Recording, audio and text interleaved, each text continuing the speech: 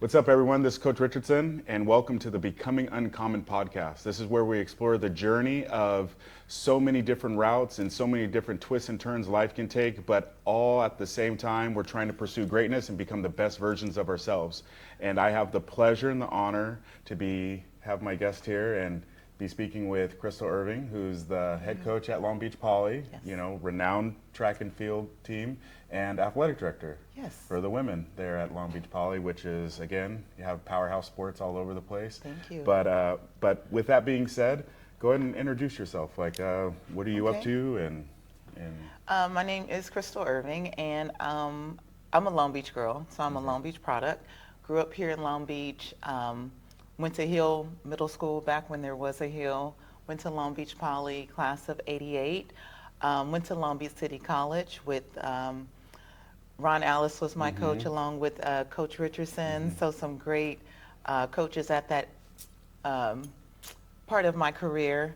And then I went on to UNLV, where I had a full scholarship under Coach Mack, and put UNLV on the map. As far as track and field goes, where I still hold the school records indoor and out for the 400 meters from 1993. So just blessed to still be relevant. And I've been coaching at Long Beach Poly now for the last 28 years. I was under the leadership of my godfather, Papa Don Norford, and he was my high school coach as well. Someone was just asking me the other day, they're like, so when you came to Poly, were you running the 400? I said, no, I was running the 100, the 2. I said I was long jumping, like 17-11, not even knowing what I was doing. And I said my first year running track was 7th grade, and I didn't even practice, but I would run, and I was lucky and blessed enough to take first. By my second year in track in 8th grade, I took second place. And I told my mom, I'm gonna quit track. She was like, why are you quitting? I said, well, Mom, you don't allow me to practice. You say I have to come straight home, because Hill Middle School was by Cal State Long Beach, and we lived by Poly. So by the 3rd year, she said, okay, I'm gonna let your godbrother stay with you after school so you can practice. I said, okay. So then I got better, got faster. I was running high school times on a dirt track at the time. But came into Poly, sprinting, jumping, but I got hurt doing the long jump. So Coach Don, no more of that. yeah, well, I didn't make the decision, but Coach Don was like the men's coach at the time when I was in high school. And he said, I was out for 2 weeks. He said, well, I wanted to train with me. We had Coach Maurice Valentine was the girls' coach and head coach at that time. So, and there weren't any girls really pushing the pace. So I would train with the boys. I think the first time I ran 57 and beat like their top quarter miler at Wilson, they're like, you know who you just beat? I'm like, no, I'm just running. They're like, you beat the top girl in Long Beach. I'm like, okay. I was just clueless. And so by that year, here at Cerritos College, I placed second at state and ran 54 seconds my first year running. So do you remember anybody in that heat? Princess Bennett from Compton. Yeah.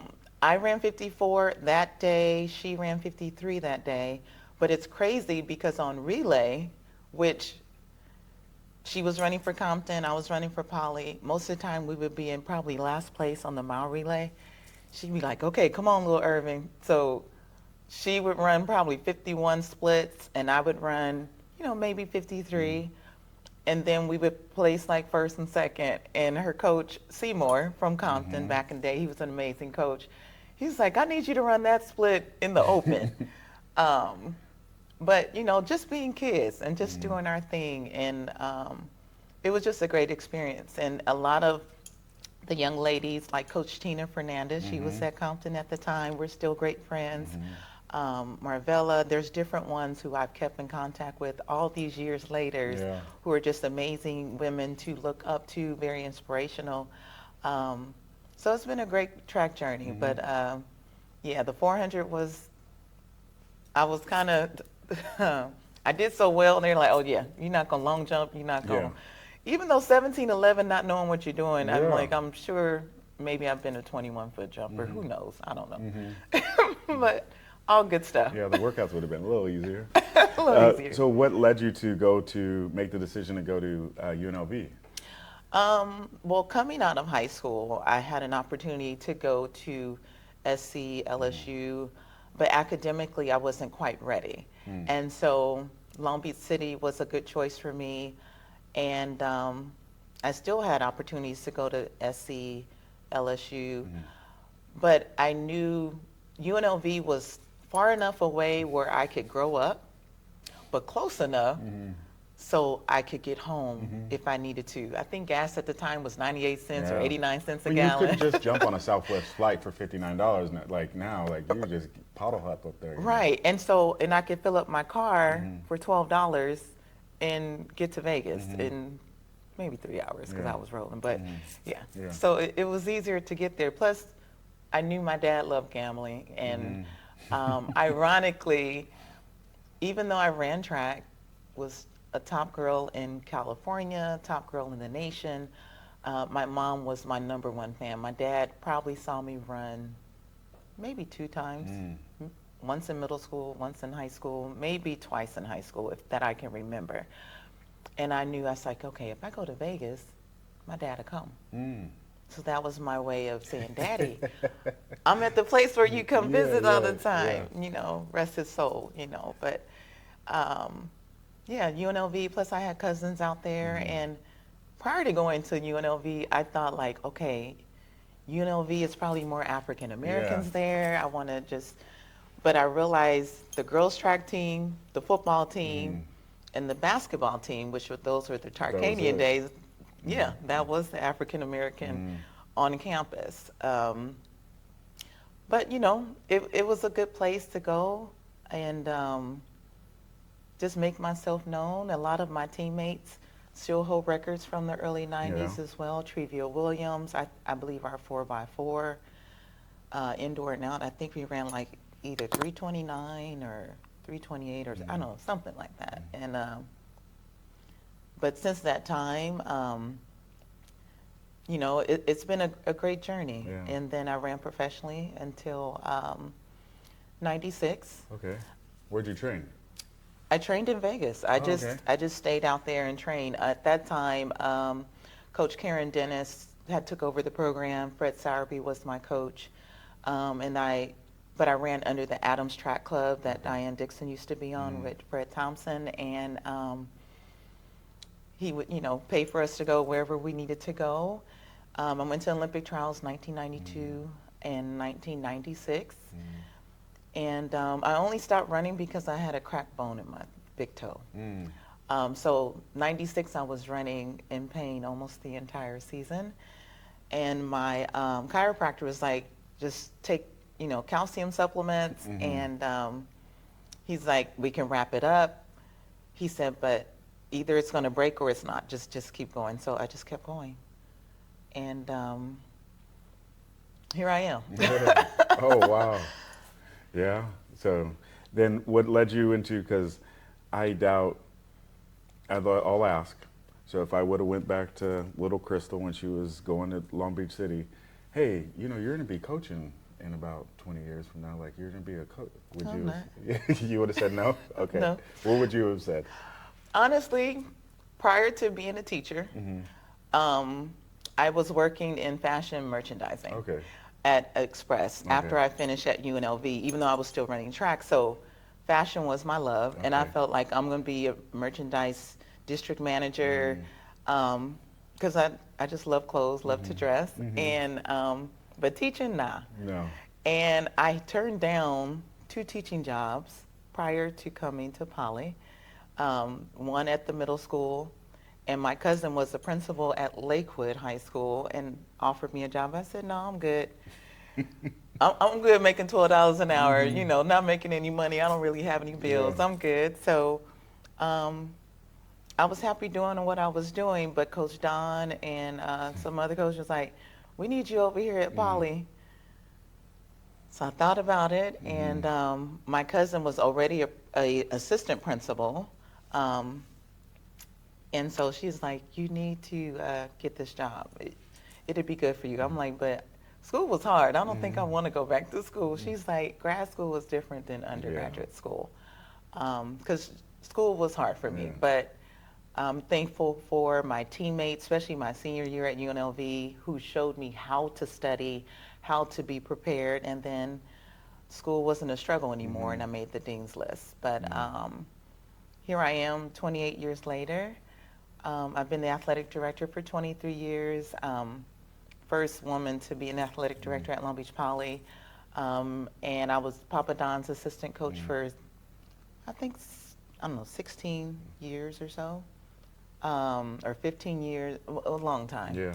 But I've been the head coach for men and women since 2015.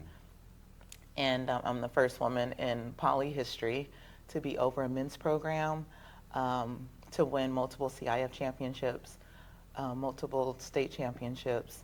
Right now, I think I'm tied with another woman in the state for the most state championships, and I'm not retiring tomorrow. So Got a couple more hopefully cracks at God it? will Yeah. bless us at some point to Okay. win again. But yeah, it's been a great journey. And I just love giving back to my community because actually 23 years ago, I had an opportunity to go back to UNLV to be the head coach. And at the same time, I forget her name, we both were interviewing for the position. I know I turned it down, and she became the head coach. But I love Long Beach, and I feel kids need the most help before they become adults. Some have supportive families, and some do not.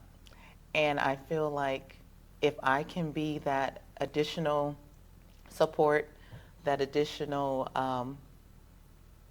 discipline, but at the same time wrapped with love, I love what I do. Yeah. Yeah. So, roundabout way. So you really tried to. You were fighting it. You didn't want. You weren't like it wasn't on the forecast of your. It was not on the forecast. I felt that I would be totally doing something else. And then even when being an assistant coach, I started with the Frost Off program, which I was fine with that, myself and Rob Schock, which is our boys athletic director. And because it was so many kids and our team was growing, because every year we have over almost 200 kids on our team. But we realized that sometimes the younger kids are the ones who become to be, your stars. And we have kids right now who are on our Frost Off team, who are now on the varsity team, who placed at state, just running, kind of like I was. So I really love what I do now. What I think my first real interaction, I think in passing we had seen each other maybe whatever, but like when I got to Compton, because I left Arkansas, went to Compton, and I forget how we connected. I forget how I got your number or whatever, or how we actually, and I think it was just through our coaching staffs that knew you, introduced us, and that just created the connection at that point. That was the coolest part about that was like listening to you, because like I have ideas, I want to do things, I want to make things happen, and I want the best for my athletes. And then just in a quick time, like I knew you wanted that too, and I was like, all right, let's roll. And we were scheming and planning all kinds of stuff. We had 2-mile runs. We did like all comers meets. And all kinds of stuff we had a good stretch. So that was a lot of fun. I always reflect back on that because one, we didn't have like this long-standing relationship. No. But I think, for that mutual respect and opportunity to be able to collaborate, and I appreciate that because coming from like Compton College at the time, we had one athlete when I first got there, and like Compton didn't have a history of track and field even prior. I mean, in the past, yes, but in the recent history, the program wasn't doing much. So being able to connect with you allowed me opportunity to meet other people and other coaches, and so I always appreciate that because that really allowed me to kind of flourish in those things that I wanted to do, and knew I had somebody like-minded that was doing something pretty big over at Poly. So that was a lot of fun. When you think about those times and some of the things that you've done, because I am aware and I see all the work you put in to the things you do. And so with that being said, what are maybe some, little milestones early on that you think helped shape and keep you? Because I'm sure, I mean, I love coach. I love what I do. But there's some days I'm like, what am I doing? Right? So, I mean, this is being real. Like, what are some things early on that you can remember, even when, those early days of like 2015 or whatever, that kind of hold true or really resonate with you now? I know at the time, which was hard, but I didn't show it on the outside. I just kept it on the inside, except with some of my staff. When Papa Don retired, there were people who were very adamant or vocal about Poly never being relevant again, just because I wasn't a male. And there were, not realizing that I too went to Poly, I too ran for Poly, I too ran for him. I was also a state champ when I was running for him. And actually our mile relay in 1987 was the first girls team to win a state title under his leadership. Oh, wow. And with me running 52 on anchor, and that was my 8th race in 2 days with the wrapped hamstring and an ace bandage. So people sometimes forget where a program starts and why someone is so passionate about it. Because even then, when I was in high school, there were times, we didn't have the type of technology we do now when it comes to medical and just treatment for athletes. You just put some ice on it and wrapped it up with an ace bandage, maybe rubbed it out.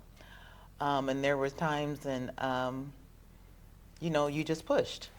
And so I took what I learned from Papa Don as a athlete, and I just put that into what I was doing. Whether people doubted me or not, I knew that I had a staff in place that I could trust and that I knew would work with any athletes regardless if they were talented or not. Because a lot of times in that first year, it was so many things coming at me. So on the inside, I said, why am I doing that? Because I love Long Beach and because I love Poly. And so that first year was the hardest. That year when I became the head coach, even though the other 17 was smooth, and I was there for all of those championships along with my staff, I had people fake injuries. I had people quit. I had 4 of the top girls in the state transfer out and go to Carson. I had coaches quit who didn't want to work under the leadership of a woman. So I really didn't know who I could trust. Even to the point, I remember my dad was not doing well, and I had to let a coach go on a Friday, on a Saturday after some things happened on a Friday. And then on Sunday morning, my dad passed away. And on Monday, I went to work. And my coach said, what are you doing here? I said, I don't know who I can trust, and I can't miss. Because if I miss, they may tell my child or my team not to come to practice or run slow or don't give their best. I have to be here. They're like, no, we got you. So the people who are on my staff now are people I can trust.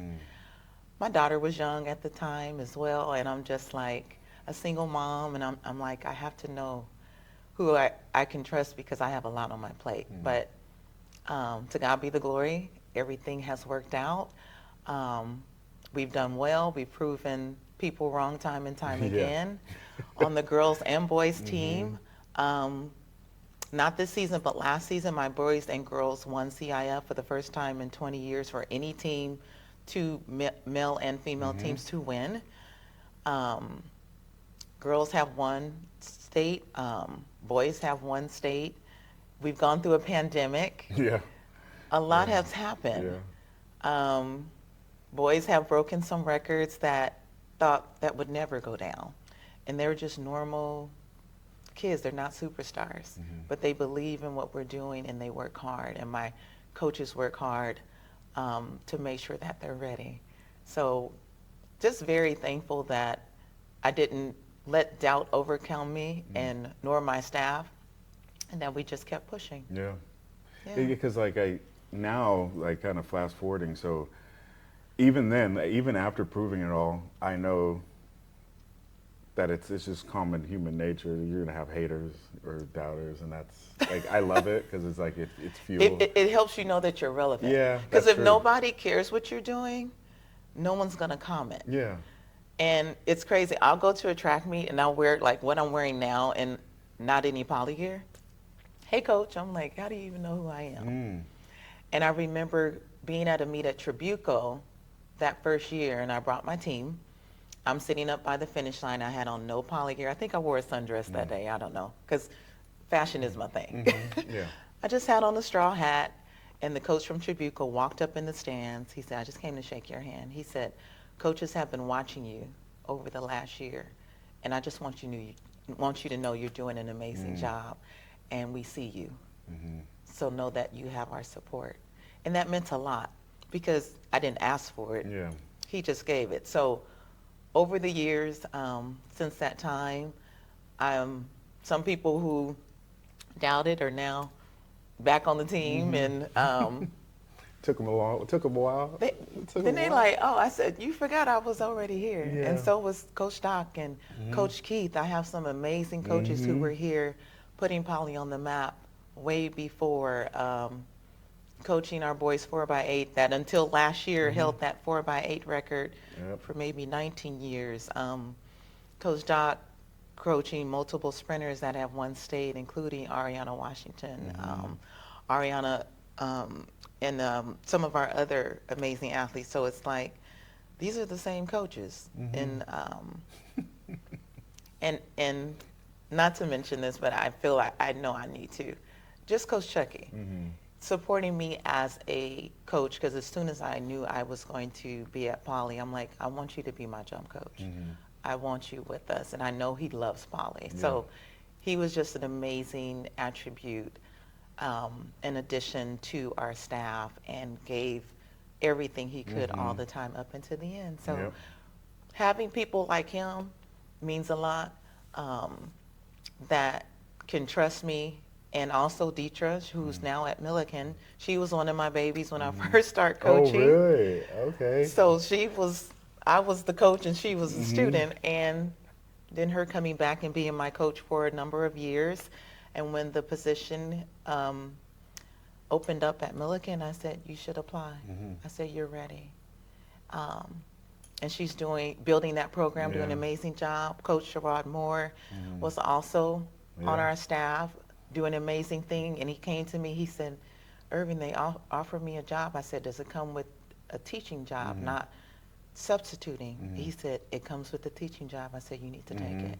I said, because I know your passion, and I knew that he's going to find some athletes somewhere, which he did. They want to see our championship. Yeah, Jordan. Yeah. Like, and he knew, I said, you With a know what to shoestring do. budget. I said, you know you have your support here at Poly. I said, you're always welcome to come back home. I said, but it's okay to go. And I said, we need more competition besides Poly and Wilson. Even Coach Neil was the assistant coach to Coach Terry Kennedy. And it's crazy, Coach Terry Kennedy's daughter is my best friend, China. Okay. She was third leg in high school. I was fourth, and we've been best friends since age 14. But Neil and I being the assistant coaches, the first thing I told Neil, I said, now that I'm the head coach and you're the head coach, I said, I'm coming to your meets and you're coming to mine. I said, we're going to support one another. Because before Papa Don and Coach Kennedy, they didn't want to see each other unless they had to, because they were the top two teams. And it's like they didn't want to see each other till CIF or till state. Where I said, we're going to support each other, and we're going to make sure that Long Beach is relevant. So Wilson and Poly together has been the most relevant teams, not just in Long Beach, but in the state. Oh, yeah. So just grateful for what we're doing. You know, like with that, like, cause like the world is changing. Like I'm looking at, so I'll say this, I never thought my kids would do like private school stuff. But now, like my oldest, his senior year, going to a private school, just because that's just kind of certain things presented themselves, and playing basketball is a little bit different. And my middle son, who's going to go into ninth grade next year, Okay. is like he's talking to private school, and it's like, I'm like, dang, I never thought, but like that's the world now. Yeah. And so to be able to fight the good fight in a public school setting is so admirable to me, Yeah. because like that is the true essence of development. That's where the purity of the sport is. Yeah. And that's probably like, that's why I love the community college setting, because I'm helping the have-nots.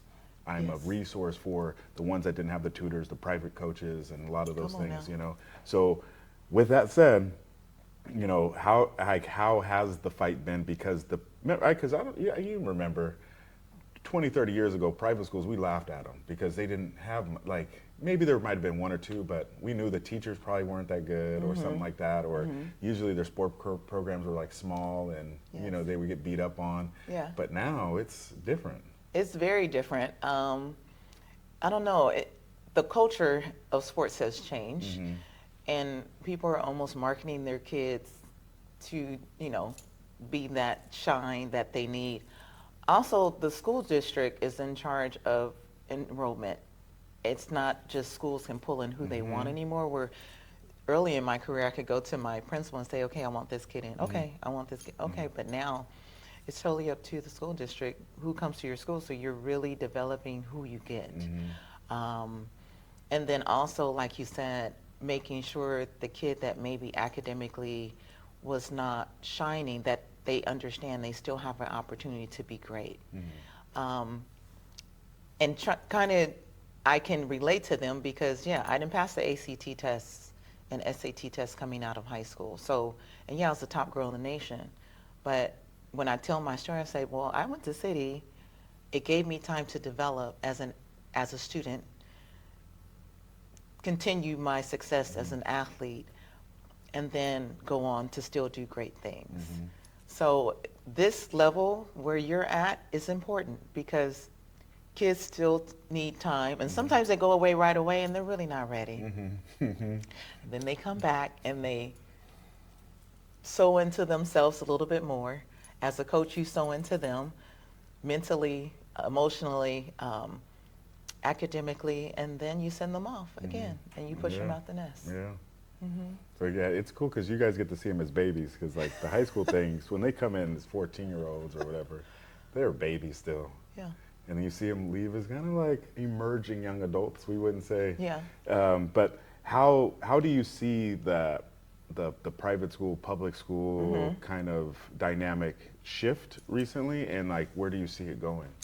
Well, private schools have more money. They also have more money to pay the coaches. They have. Now. Oh yeah. Yeah. Now, where before it was different, where I have one of my staff. He has a young baby, and he got an offer to coach at a private school, and he took it. But now he's like, Coach Irving, I know I didn't make much when I coached with you guys in Long Beach, but you know, through the district. But the competition is not always, the quality of competition is not always the best way of saying it. And he actually wants to come back and coach with us. He's like, I think I'd rather be there. He's like, it's not about the money. He said, I got a job to cover those things now. But over time, it just depends. You have the powerhouse schools like Mater Dei and others. Oaks Christian, you name it. And but the dynamics of just their resources has changed over time. So it's more attractive for someone to go to a private school as opposed to a public school, seems like. Yeah, because I remember you would rob, steal, and kill to get onto the East. Like you had your East Coast trips. You're like, I got to pay for this. Yeah. And I remember you, like you hustled. Like Yeah. that's what I'm like.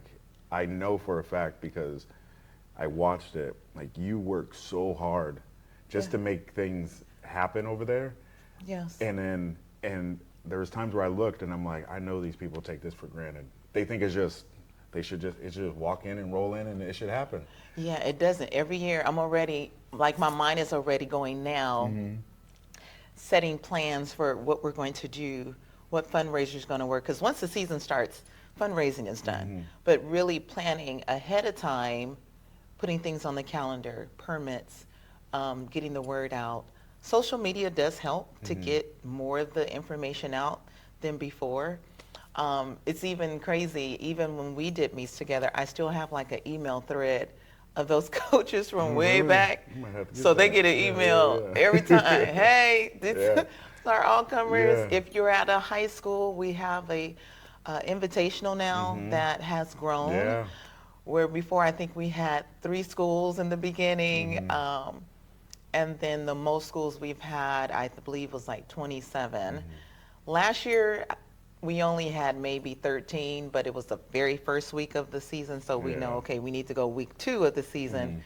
People are more ready to start running. So, but just hustling for our team because our kids need that experience. And I have found over the years, I know when we've gone to Penn Relays, I had a young lady, her name is Leah Richmond, running first leg on my 4x4. She ran an average leg of 58, but school saw her compete in that type of environment, and she ended up getting a full scholarship, I believe, to University of Hampton or another school. But just based off her competing, not freezing up in that huge environment and all these people cheering and the Jamaicans and the this and the that, they're just like, that's the type of person I want on my team. That's the and I said, I have her transcripts right here. She's a 4.0 student. I would travel with my kids. When they're seniors, I travel with their transcripts so that on the spot, boom, let's go. Let's make it happen. So there's a reason, because no one's coming to Long Beach to see our babies. But if we get out and put them in the heat, and I feel competition makes you better, and it's not just about winning, but it's about being competitive. And when a college sees you do that, you're the type of person they want on their team. So that's why it's important. No, I truly believe that as well. It's like I'm right there with, because that's the thing, especially when you go into championship season. Like if they're not tested early, and this is the first time where it's on the line kind of thing. Like you might get a different athlete. Like I want to know early on. I can't, what am I going to get? Like your 4x4 this year. Your boys, those boys were tested. And one of those young men, the one with the dreads and the glasses, that young man ran 52 last year when he first came to us and transferred from Carson. No. That's all he was running. And maybe 23 in the 200. He ran a 46 split, 46.99 this year. Okay, and his name is Jarius Hill. And just Noah being himself, where he was injured his 10th grade year, but coming back, having Darion do his thing, even though he's an 800 runner, and running stride for stride with someone who's 6'5" or 6'2", and Darion is literally the same height as me, if not shorter. But my boy's not backing down, and just making it happen for themselves and not being afraid of competition. And each one realize, and what I think helped us at Poly is that Zyrix, he was amazing, but when you have an athlete like that, they depend on him, the other team or the other boys. So once he graduated, they're like, oh, we got to work. We got to get this. And then I had Ben Harris as a freshman do an amazing job on the team, but he transferred out right before the season. So the first meet out, we're running without Ben at our track rabbit. Our boys ran like 40.8 or no, 40.7. And they were like, we didn't even think we could run that fast. Because they didn't have. They like honestly, without Ben, we kind of doubted ourselves. But now I say, don't doubt yourselves. You guys are it. Like I said, remember last year we ran 40.8 at the state meet with Ben. I said, but we ran 42 at Texas Relays. They was like, oh yeah. I said, we weren't running fast at Arcadia. I said, I don't even think we were in the seated at Arcadia the year before. And then by luck, Mount Sac put us in the invite because they had a lane, and we ran like 41.5. And then by state, we ran 40.8. they was like, you know what, Miss Irving, you're right. Like I said, we're not always going to run fast in the beginning. I said, and that's okay. Mm-hmm. I said, be patient. I said, but what this season has taught you is you can't depend on one person. A relay is 4 people, Yeah. not one. Yeah. A team is a team, not 1 or 2. Mm-hmm. So, yeah, you don't want kids to transfer out, but at the same time, it teaches the ones that stay that you're just as good. Yeah. You're just as great. And to have a couple kids that weren't on that relay coming back this year that can run just as fast as what those seniors did, we're good. Yeah, we're good. We're good. We're good. Yeah, we're good. But also for them to break the record of Bryshawn Nellums and Joey Hughes. And those boys ran that at Penn against the Jamaicans. Like that's not normal. Mm-mm. And for our boys to run that, and still at Mount Sac they ran 3:09, which was right off of the record. Mm-hmm. And then at state come back and just put it on the line. Yeah. It was the most exciting race I've seen. Yeah. Like I've watched it a few times, because I didn't. I was like, this is. But amazing. in that race, not just us, like 5 or 6 teams all set their school records. Mm-hmm. So it's like, what can you do? Yeah. It was. Yeah, it was pretty special. With that being said, like I want to, because you're not you have immaculate style. We know that you're going to be to the 9s and 10s anywhere. You know, we are, but you're not a flashy coach in terms of like braggadocious. You're not out there, beating your chest. No.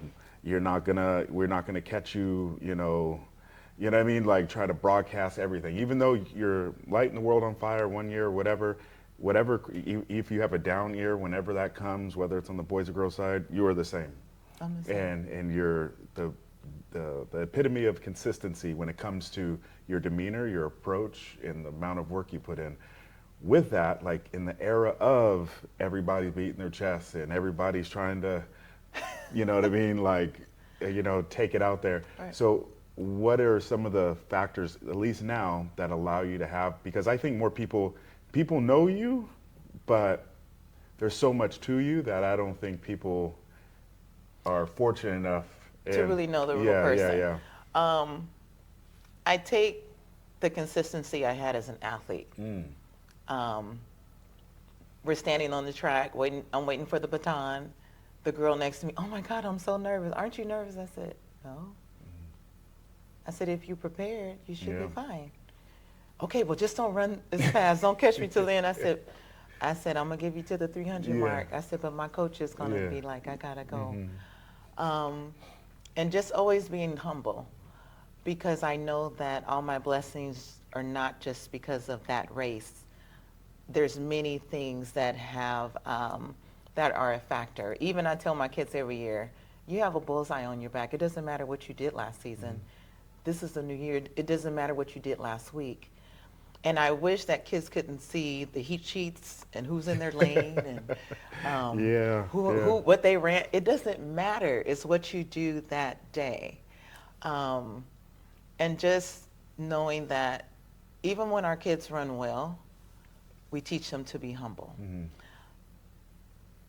Not to trash talk. And if someone's trash talking to you, just say, good job, walk away.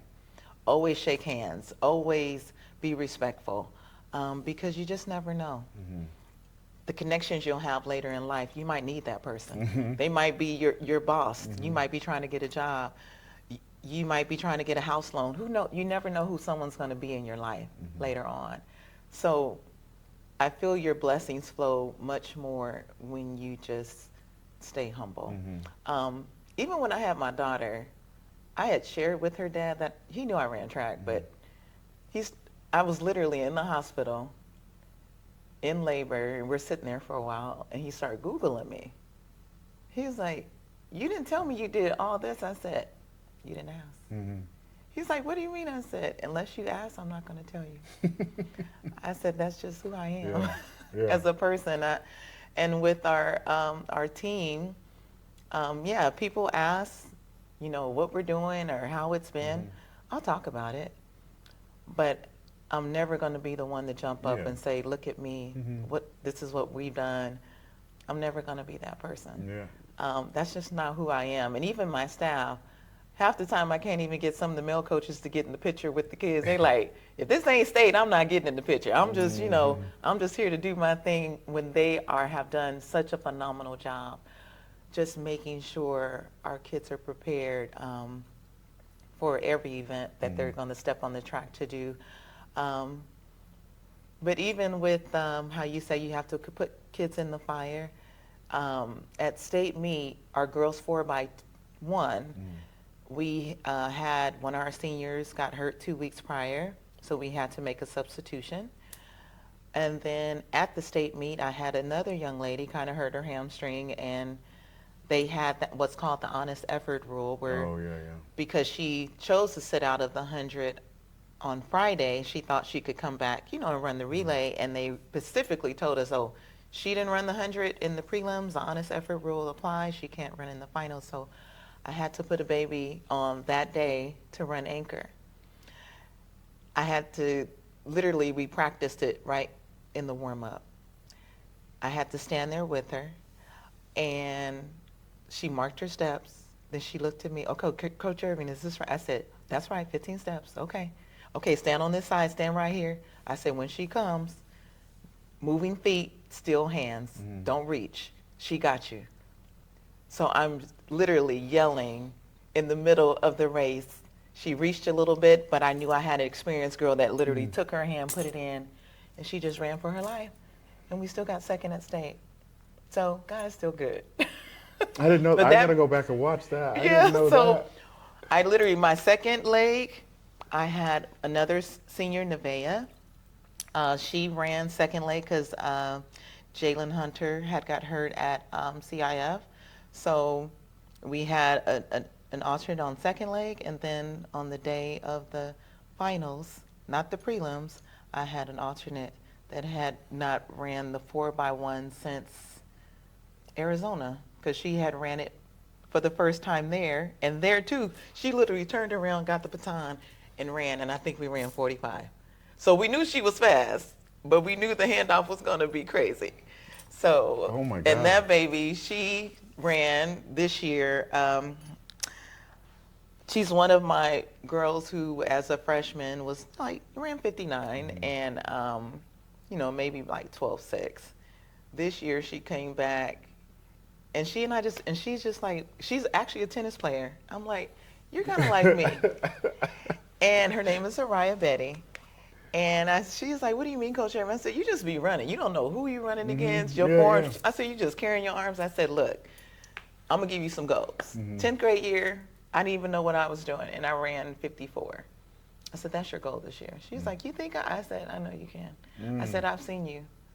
I said, you can do it. And so by the time we hit, she had ran like 55 out of nowhere.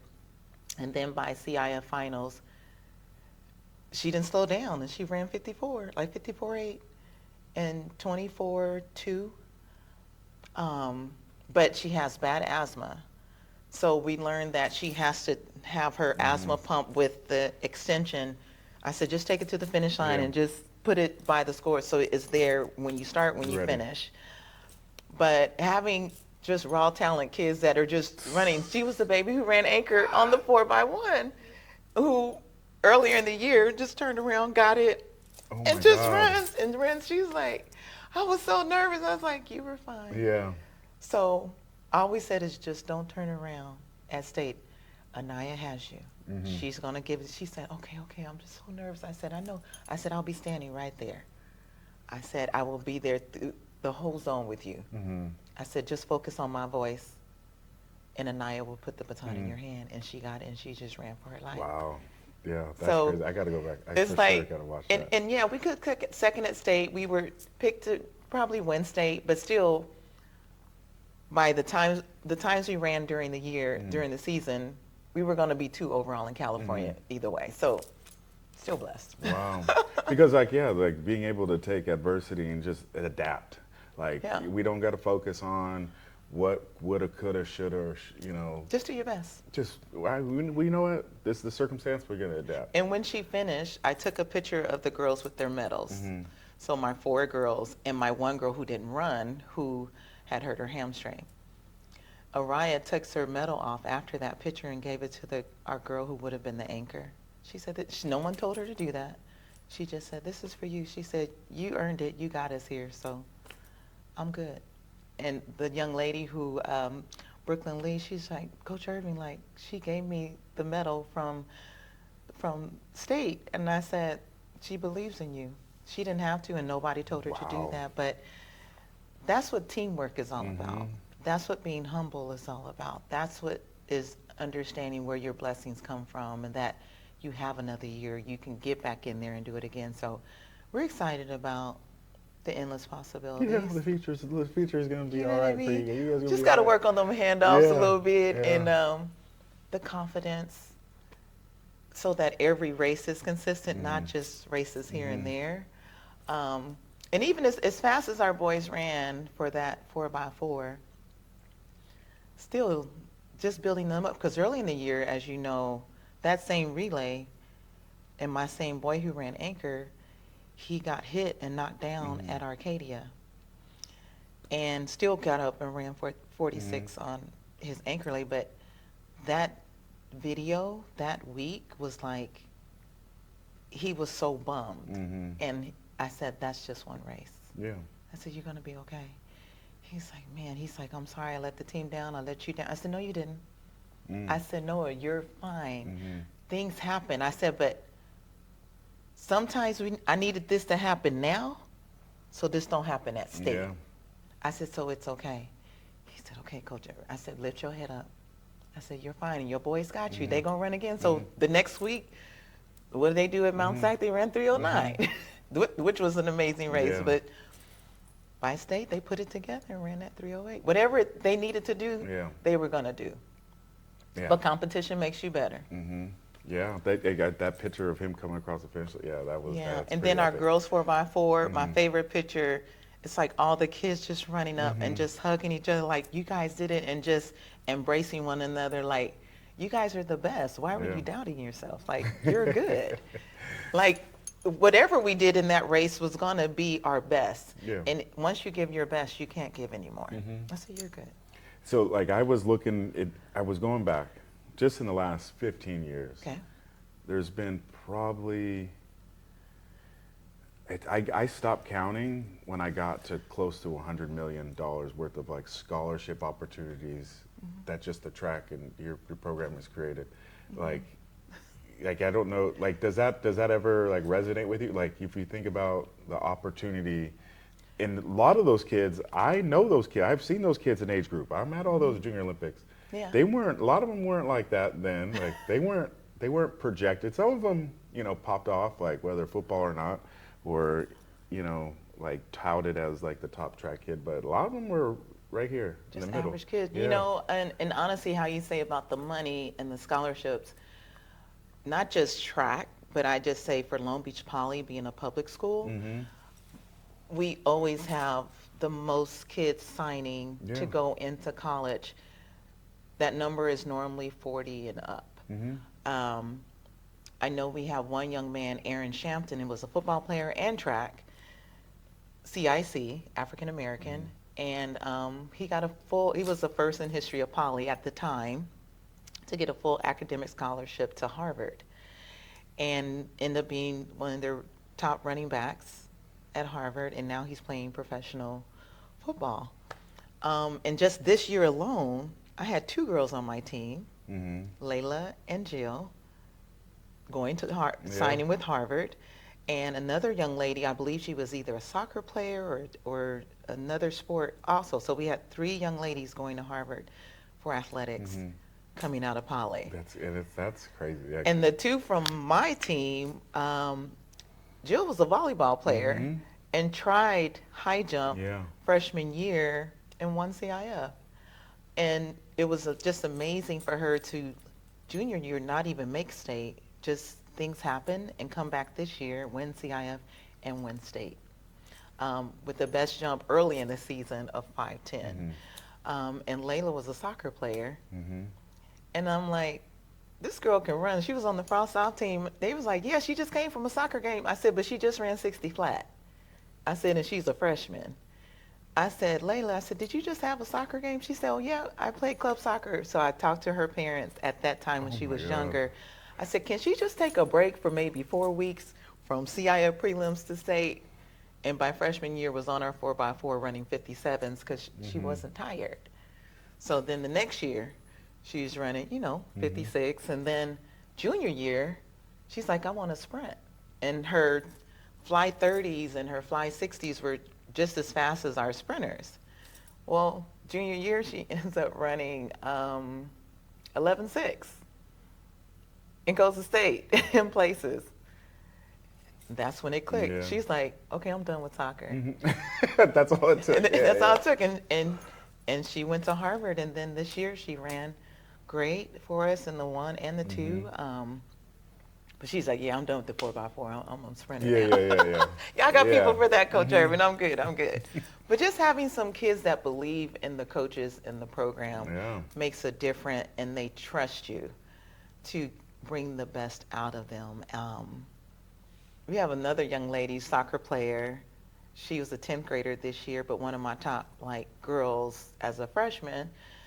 But she would jog the first part of the 400 and then sprint the last part and run 58. I said, if you run the whole thing, you run 56, right? She was like, I know, but I think I'm going to be tired. I said, you play soccer for 2 hours. Mm-hmm. You're good. I said, so her name is Cadence Payne. And so this year, I said, I want you to try hurdles. I said, because in hurdles, you can't slow down and then go. You got a certain amount of steps Mm-hmm. and then go. So she ended up being our top hurler Mm-hmm. and made it to state. Mm-hmm. By her last race, ran under 14, like 13.9, I believe. She ran 42 as well.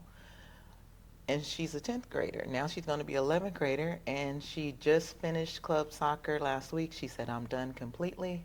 I'm only doing track. Oh, God, yeah, look at that. Come on now. Yeah, that you can't beat Come that. on, Especially Jesus. hurdles, because hurdles is tough.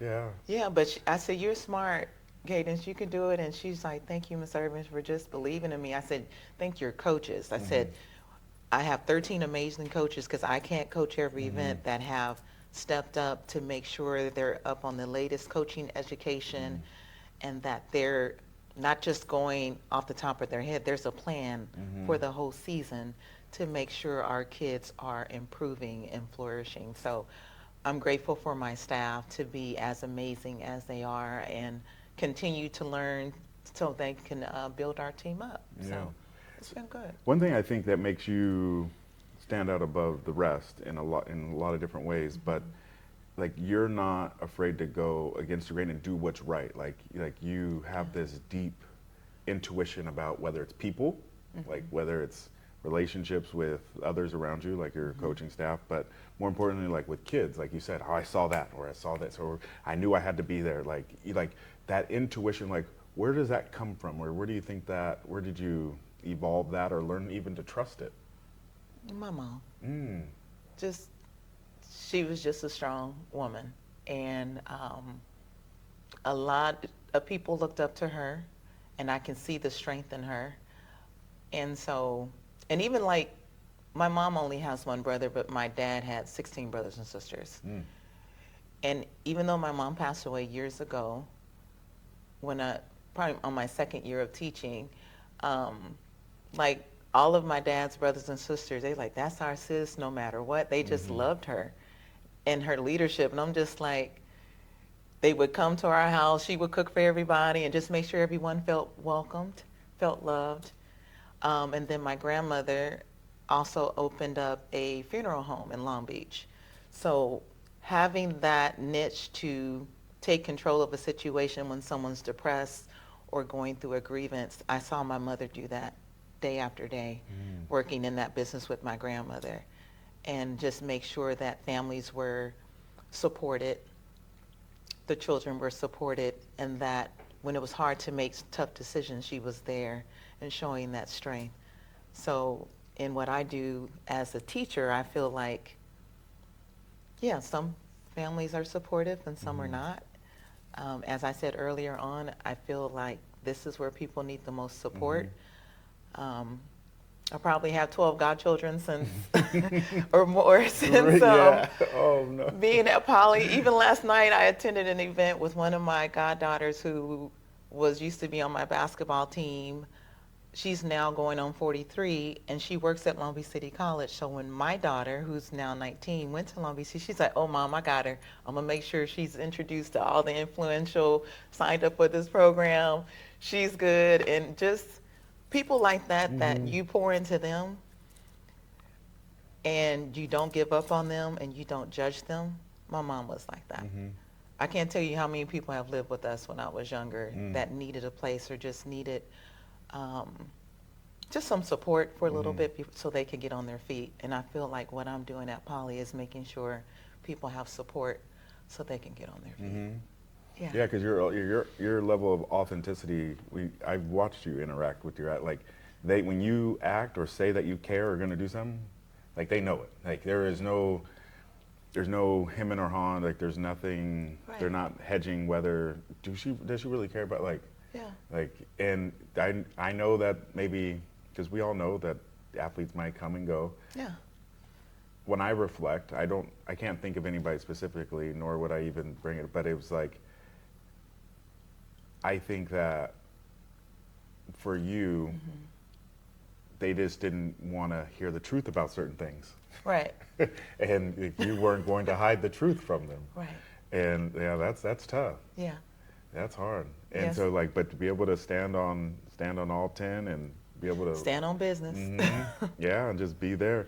So, I appreciate your time. I want to finish up with a couple of things, but when you look back and if you could think about those influential people, you kind of named some of them right now, but what are some things that you would, in your coaching career, maybe have done a little bit different? You look back, or maybe it taught you a lesson, but where you're like, man, that really steered things in one direction or another.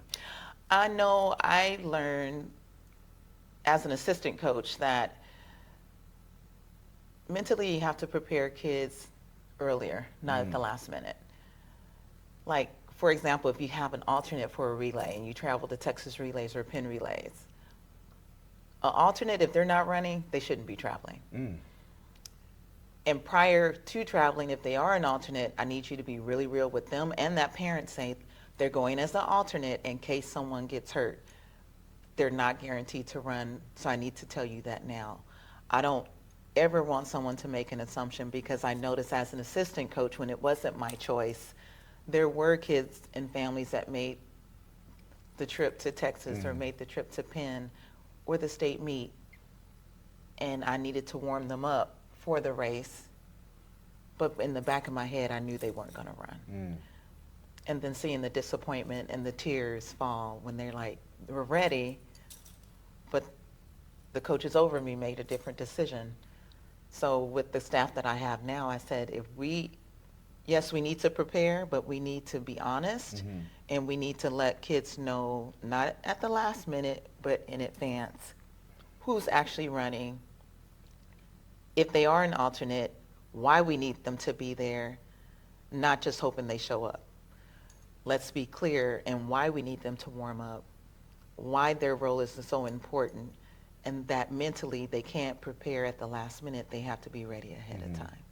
So that's something that, from an assistant coach to a head coach, that I've changed. And just also, too, fundraising and making sure my coaches don't have to pay for anything, because coaches used to have to pay to work and go on a trip, $400 or $500 as much as the kids. And I'm like, if you're working and watching kids around the clock, I don't want you to have to pay anything. So part of my hustle is making sure my coaches fly for free, their hotel stay is for free, I feed all the kids, and I feed my coaches, because they're giving their time. It's a sacrifice. I just want to make sure that they are there and giving me their best, and knowing that I appreciate their best by making sure everything is in place. So even one time, I'm the travel agent, I'm everything. The coach, this. People don't see those things. Oh my God, and I have booked tickets for us to go to Penn, About 50 people. My daughter was very young at the time. I was very tired. I had my cousin drop me off at LAX at like 4:30 in the morning. She drops me off. I'm looking, I'm like, where is it? Because I'm always like, everyone arrives, they have an itinerary, arrive 2 hours. I'm like, nobody's here. I put my confirmation code in, didn't work. I go to the counter, I said, I put in my confirmation code. Maybe I'm like at the wrong counter. They said, oh, your flight leaves out of Santa Ana. I said, oh. I called my coach. He was like, yeah, we're all here. The kids are here too. I said, I'm in a cab, I'm on my way. So that was a $150 mistake that I'll never make again. Where I was just like, just overwhelmed with so many things. You probably looked up a flight out of LAX too. Like you probably looked at Yeah. that and compared it, and you were like, your mind was still on that one. Yeah, and I remember calling my cousin to try to come back and get me, but my daughter was a baby and she was asleep in the car, so she had the phone on silent. She's like, she's dropped off, she's good. So yeah, I'm good at making sure everybody else is straight, but sometimes I need to make sure I'm straight. So, Oh man. but You make the flight? I made the flight. Okay, look at that. All right. I had 40 minutes to spare. So that getting there early, 2 to 2.5 hours early saved me, because going from, plus it was early morning before rush hour, but still taking a cab, because back then there wasn't really Ubers. Yeah. Taking a cab from there to Orange County cost me $150. I was like, I'll never make that. Luckily I had the cash on me, because they didn't take cards at that time. You had to have the money. And luckily I did. Oh God was on my side. Yes. Oh man, that was a lesson you needed to learn. Yeah. For what, why, when, or how, we will never know. And just being prepared. So with my athletes, I'm like, look, if you can't come to practice on time, you're not gonna make that flight when I book you.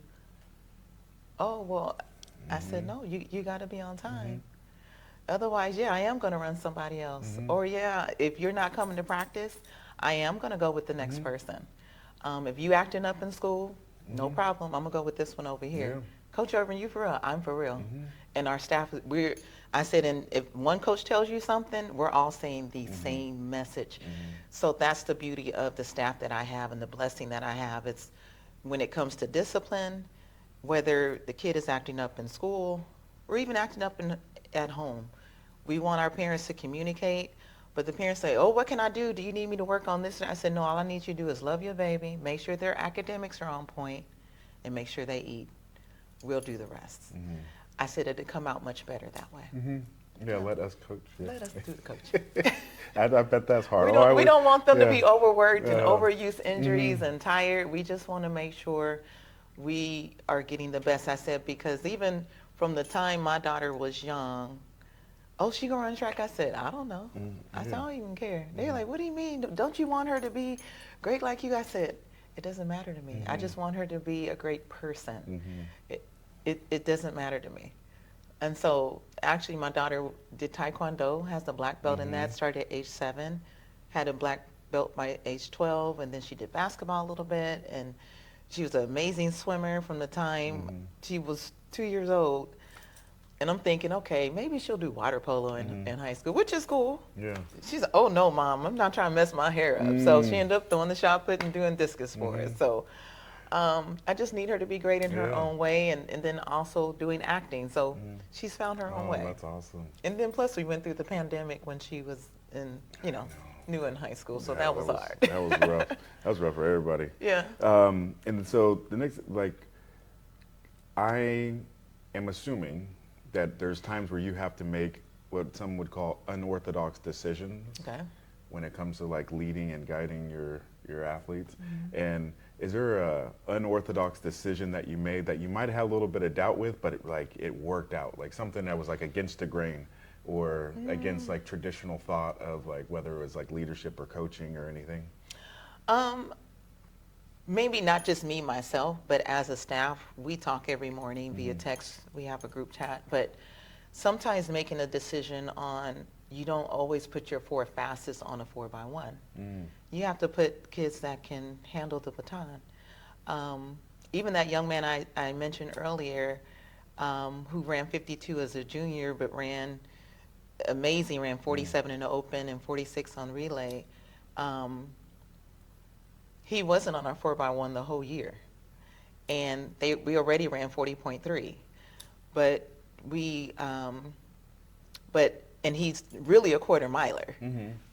But then in dual meets, we would run, our quarter milers would run the 100 Yeah. and the sprinters would run the 4. And he was beating all the sprinters. We were like, okay, you kind of quick. Like, Mm-hmm.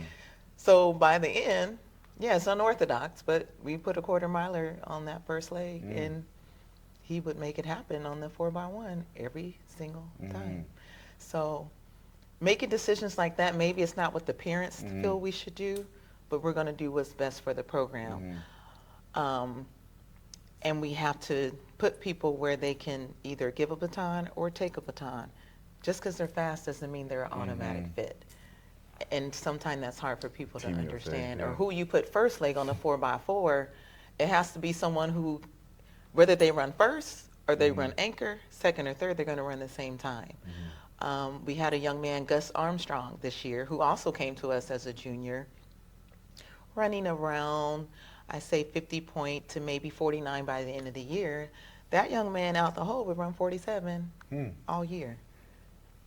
And also ran the 800 as well. And last year, I think Gus ran 159. This year, he ran 153, I want to say. Come on now. Yeah.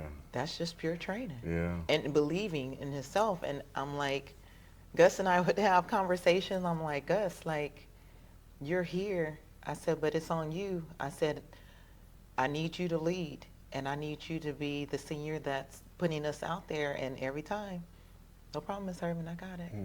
I got you, Coach Irving. Like, and every time, this is an average kid. He would put us in the mix. So once you build that type of confidence into an athlete, the sky's the limit. Yeah. And so, and yeah, sometimes they'll have races where, because yeah, he had a race in his season where he took for granted someone else was going to lead at the right pace when we went to league finals. And Wilson was in there, and Wilson has great 800 runners. So he didn't run his race, and he ended up not making it past league and only ran like 156, But whatever it was like 2/10 off of advancing to CIF prelims.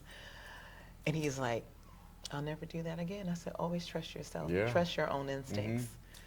So all those things circle back to, you make decisions based not on what's popular, but what's best. Yeah.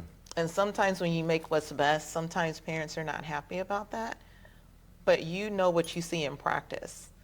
And you know that sometimes you're not seeing the consistency, but you have the parents saying, well, on race day, they do amazing. Yes, but in practice, this freshman over here or this 10th grader is on their heels, or they're in front of them.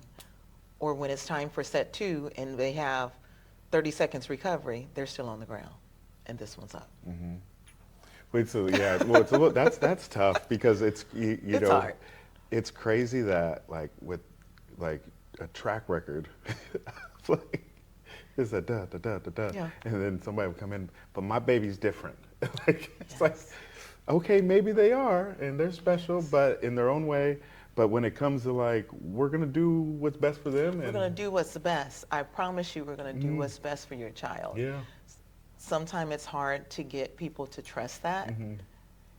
And then you have parents that are not happy with your decision, but by the end, I promise, they'll be the shining star that you want them to be if you just be patient. We're not trying to make a difference between the kids.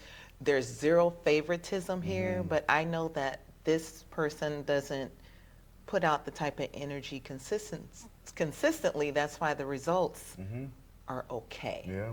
But if they put out, and I tell my kids too, I say, you have the best competition in practice. If you can do good in practice and you're up when everyone else is up and you're with that group that moves across that line and not back 30 meters back, I promise when you get into a track meet, you're going to be successful. And so the kids who are able to do that are the ones who have been successful. And like our boys 4x4, it would be all 4 of them in practice. Maybe this one lead, it'd be all 4. And the young man who was running 52 last year, oh, he was leading practice. He was like, oh, let me get on his heels. I said, yeah, remember y'all was faster than him. He's faster than you now. And they're just like, man, I said, so let's go. And even in the weight room, like, I need you to get stronger. How long you been lifting? Oh, the whole season. I'm like, your body's used to that. You've adapted. You got to get stronger. So this summer I spent time with the coaches, with the kids in the weight room, and just keying into some of those kids who have been at this level. I'm like, okay, it's time to get better, get stronger. And they're like, okay. I said, there's nobody else to lean on. Remember, they all graduated. It's you now. Yeah. Well, that atmosphere of like meritocracy, like your work is going to be your credibility. Yes. Like I get that from, like, you know, I would sit next to Don. I would just listen. You know what I mean? I would try to steal as much as I can from Coach Norfolk all the time. But that was one thing I really took from him, like his meritocracy, or his like, he didn't care if you were a little bit, and that, like. Yeah. Yeah, like, it didn't. You was gonna get the same. You're gonna get the same. Yeah. You gonna get to the table. You're gonna get the same meal. But are you gonna eat all of it, or you just gonna eat the appetizers? What are we doing? You just gonna snack? You just gonna taste, or you're gonna eat this whole meal? Because I promise we're preparing it every single practice, and you can't pick and choose what practice you're gonna do. Oh, no, And when we've had those type of athletes that come just on the sprint day and don't come on the work day and trying to don't, make business decisions. I'm like, oh, I'm sorry, this is not for you. Yeah. Are you serious? You're going to tell my kid, yes, this is not for you. Yeah. I need to see them 5 days a week, not 2. I'm sorry, they're not on my team anymore. Oh, I bet those conversations Yeah, I are can't fun. believe you. I said, Yeah. I'm saying it, and every coach is saying the same thing. We're all going to back each other. So you can't just go over here and train with this one. You can't train with none of us. You're either all on board or you're not. And So- that's the best thing, because So when you're consistent and you don't yell Yeah. and you just say it just nice and calm, as a matter of fact, this is what it is, they like, well, I better get on board. So what is the future? Because like you've made it clear, so Okay. Long Beach Poly, but what is on the horizon for Long Beach Poly and for Krystal? I plan to teach 6 more years. Okay. After that, I'm done. But I don't mind coaching past that time. As long as I have my health and strength, I want to just continue to host track meets, all comers. I want to make sure that the team has a consistent source of revenue so that they can continue to put our kids in the best light. I just want to continue to build the program, continue to build our brand, continue to hopefully stay consistent since we are sponsored through Nike.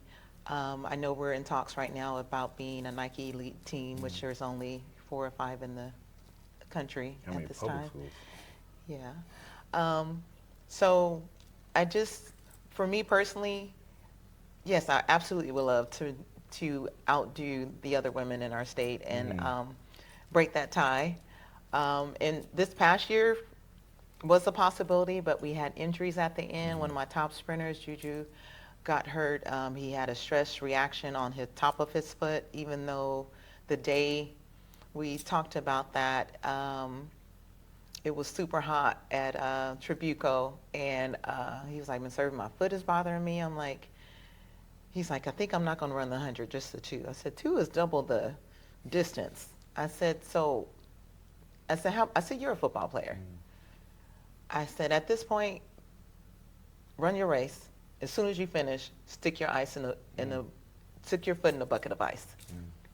If you feel like you can get through, run the 2. And then stick your foot in a bucket of ice. He ended up PRing that day and running 10.3, running 21.02 or something like that. But he was hurt. So we lost him the rest of the season. And he's a football player, but still, he's still healing because I know he was off of it for a while, and then he came back and played a little football in the summer, and now he's back in the booth. So we're just praying that he heals fully because he's an amazing football player. I believe 5-star, but he's also one of my top sprinters. And we just want to just continue to grow the program, continue to grow the legacy, especially our girls team. When everyone was looking at our boys team, the boys, the boys, I'm like, don't sleep on these girls. Our girls did an amazing job this year, along with Long Beach Wilson. Our girls were second at CIF, won CIF the year before. We were second at state as well.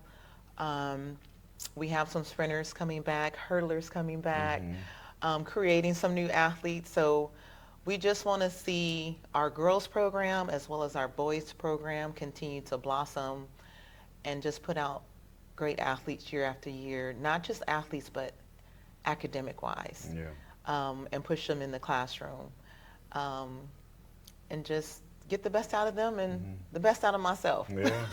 So what words of inspiration would you give to other upcoming female coaches? Because I think more than anything, you're a great representative and a great advocate of, being a female sport or being a head coach.